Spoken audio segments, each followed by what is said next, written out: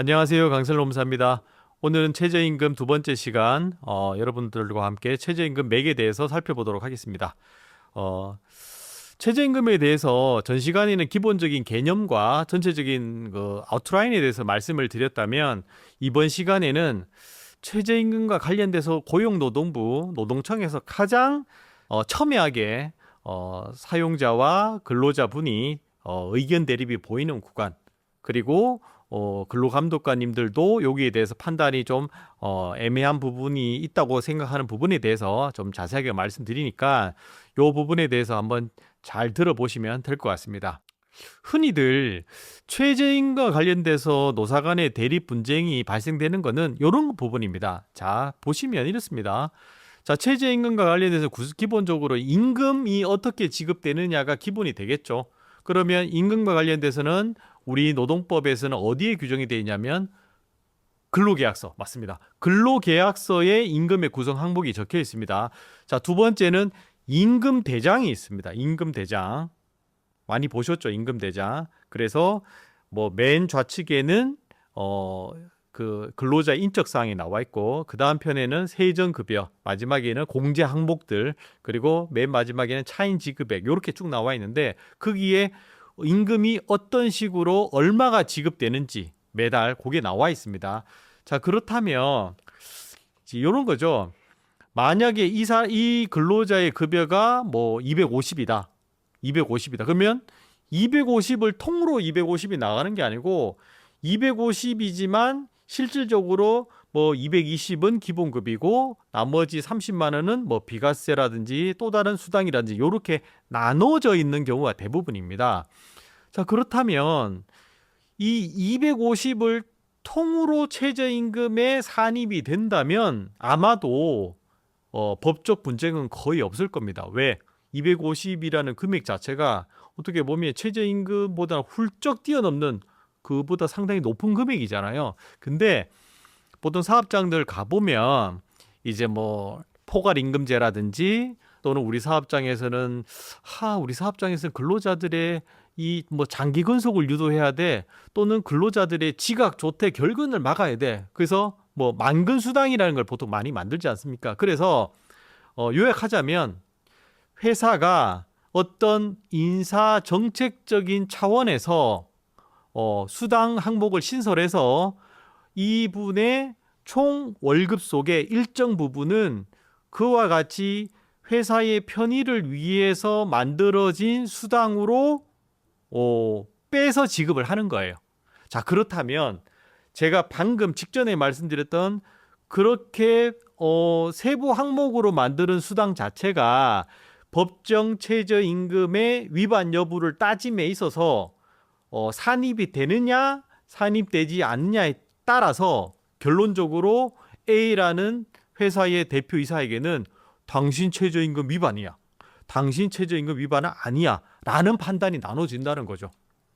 그도 그럴 것이, 요건 아마 아시는 분들이 많이 없으실 것 같은데, 최저임금이 다른 일반적인 임금, 어떤 거죠? 뭐 연차수당, 연장수당, 휴일수당, 퇴직금, 이런 부분들하고 가장 큰 차이 나는 게 뭐냐면 그 근로자에 대해서 자기가 저는 처벌을 원합니다, 저는 사장의 처벌을 원합니다라고 밝히더라도 무조건 처벌되는 겁니다. 그만큼 최저임금이라는 것 자체는 헌법에 규정되어 있기 때문에 개별 근로자의 의사와 상관없이 무조건 처벌되는, 엄청나게 국가기관에서는 중대한 법 위반으로 보는 겁니다. 자, 그렇다면 회사에서 어떤 임의적으로 회사 차원에서 어떤 정책으로 바꾸는 것 자체가 상당히 신중을 기해야 된다는 게 제가 드리는 말씀의 핵심이고, 자, 그럼 구체적으로 한번 살펴보겠습니다. 자, 첫 번째, 자, 회사가 이렇게 되는 거죠. 250만 원 중에서 250만 원이 총액인데 30만 원을 만근수당으로 만듭니다. 만근수당. 이 만근수당의 개념은 뭐냐면 한 달을 만근을 해야지만 주는 거지, 하루라도 만근을 하지 않으면 nothing, 전혀 지급하지 않는 겁니다. 자, 그래서 만근했을 때 급여는 월급은 250만 원. 부득이하게 하루를 출국 못했다. 그러면 이 직원은 220이 되는 겁니다. 이해되시죠? 자, 이렇게 된다면 얼마 전에 확정된 27년 1월 달부터 적용되는 최저임금법에 따르면 최저임금 위반이 됩니다.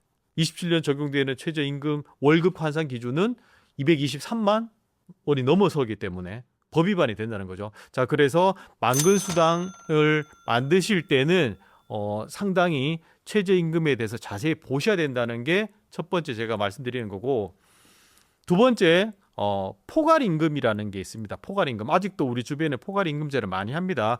포괄임금제는 뭐 다양한 형태가 있겠지만 가장 대표적인 게 이런 거죠.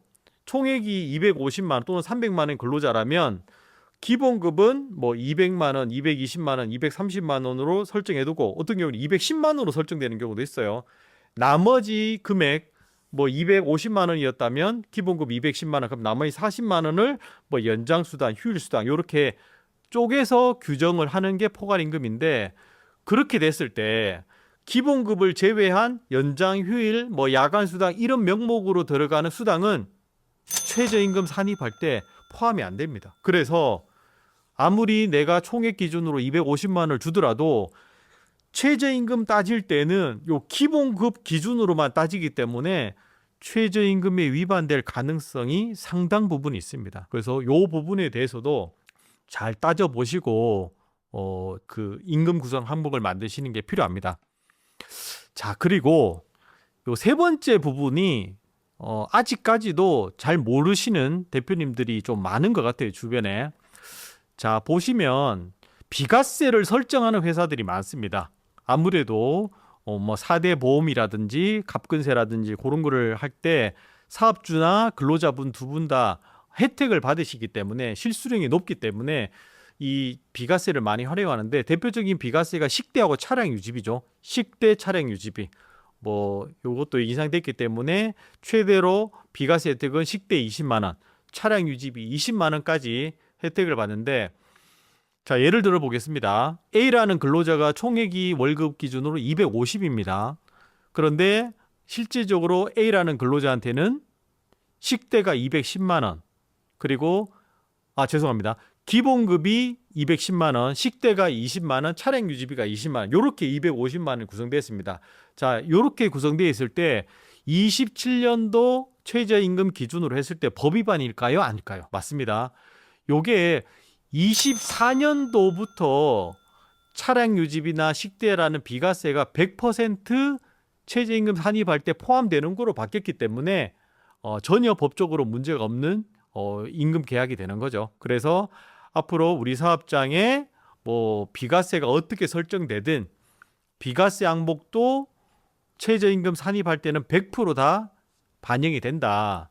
결론적으로 말씀드리면 최저임금 고민 때문에 비과세 하고 싶었는데 못했던 사업장 같은 경우에는 지금부터는 신경 쓰지 말고 최대한 비과세 항목, 뭐 여기는 없겠지만, 여기는 제가 설명 안 드렸겠지만 보육수당도 많죠. 보육수당 하시는 분들도 많을 거예요, 주변에. 그래서 보육수당 20만 원도 100% 다 최저임금이 산입되기 때문에 이제는 최저임금 때문에 비과세를 뭐 주저주저 하거나 그러실 필요가 전혀 없다.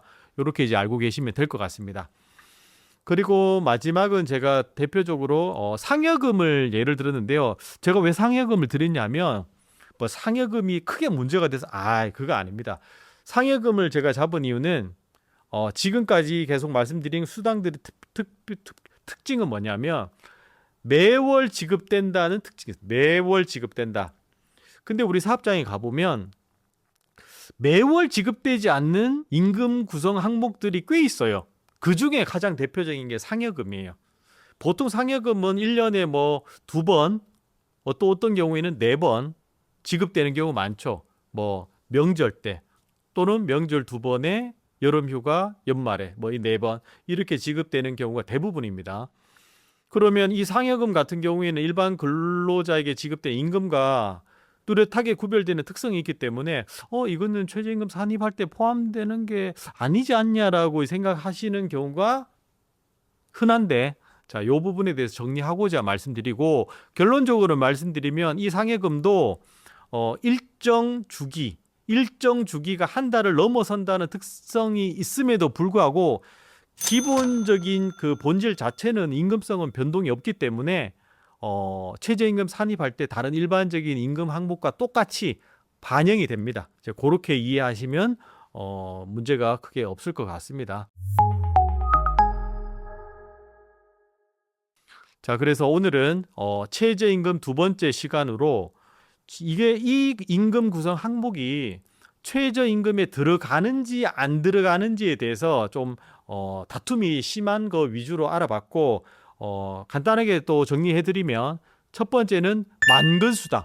한 달을 만근해야지만 100% 지급하고 하루라도 결근했을 경우에는 전혀 지급하지 않는 이 만근수당은 최저임금 산입할 때 제외된다는 거. 제외됩니다. 그래서 특별히 만근수당은 회사에서 어떤 출근을 독려하고 직원들이 근태를 이끌어내기 위해서 상당히 장려되는 항목 중에 하나인데, 최저임금 산입할 때는 상당히 리스크가 있는 항목이라는 걸 주의하시고, 두 번째는 포괄근로계약으로 체결할 때 많이 들어오는 월급의 한쪽 구석으로 많이 하시는 연장 야간 휴일수당, 어떤 경우 연차수당까지 그런 부분들이 많이 들어와 있는데, 이런 항목들 같은 경우에도 역시나 만근수당과 마찬가지로 최저임금 산정할 때는 제외됩니다. 자, 그에 반해서 사업장에서 비과세 항목으로 많이 들어오는 식대나 차량 유지비 같은 경우에는 24년도부터 개정된 법의 적용을 받기 때문에 최저임금 산입할 때는 100% 다 산입이 되기 때문에 회사에서는 크게 신경 쓰지 않고 그대로 다 적용하시더라도 무방하다. 자, 그리고 네 번째가 매월 지급되진 않지만 3개월에 한 번, 6개월에 한 번씩 지급되는 성과상여금, 일반 상여금 등도 일반 월급 항목과 똑같이 최저임금 산입할 때는 포함되기 때문에 크게 상관없이 지급을 하셔도 된다는 말씀 드리겠습니다. 그래서 오늘 최저임금 두 번째 시간 이렇게 정리해 보았습니다. 예, 이상입니다.